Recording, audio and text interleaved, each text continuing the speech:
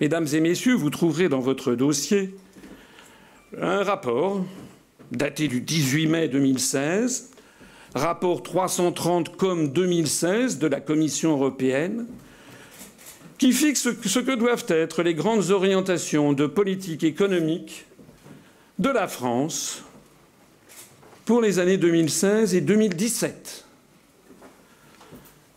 Nous allons beaucoup communiquer sur ce rapport qui a été pris en vertu de l'article 121 du traité sur le fonctionnement de l'Union européenne. Oui, il est vrai, je reconnais que j'ai une particularité, c'est que je connais mes dossiers et je sais de quoi je parle. Je ne suis pas là pour faire un spectacle de music-hall ou pour lancer à la volée des slogans marketing. Je suis là pour rappeler ce que sont les règles de droit. Je suis là pour expliquer aux Français comment, s'ils ont la faiblesse de voter pour un candidat du système, comment ils seront contraints dans quelques semaines et quelques mois de constater « caramba, encore raté, encore une fois, nous avons élu un chef de l'État qui se moque de nous ».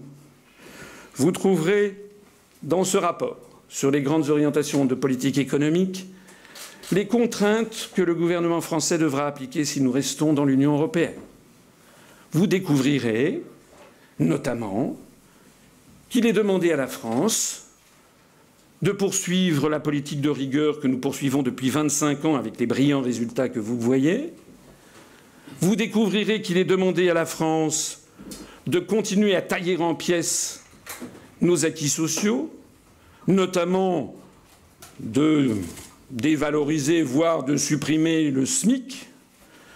Vous découvrirez qu'il est demandé également de diminuer les prestations de chômage, voire même de les supprimer.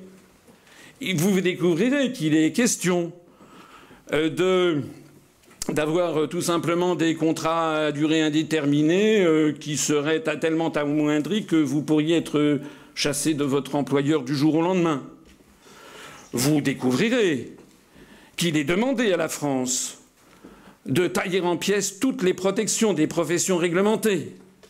Je m'adresse ici notamment à toutes ces professions réglementées, les avocats, les notaires, les médecins, les chirurgiens, les pharmaciens, les artisans taxis, les experts comptables, les commissaires aux comptes. J'en passe.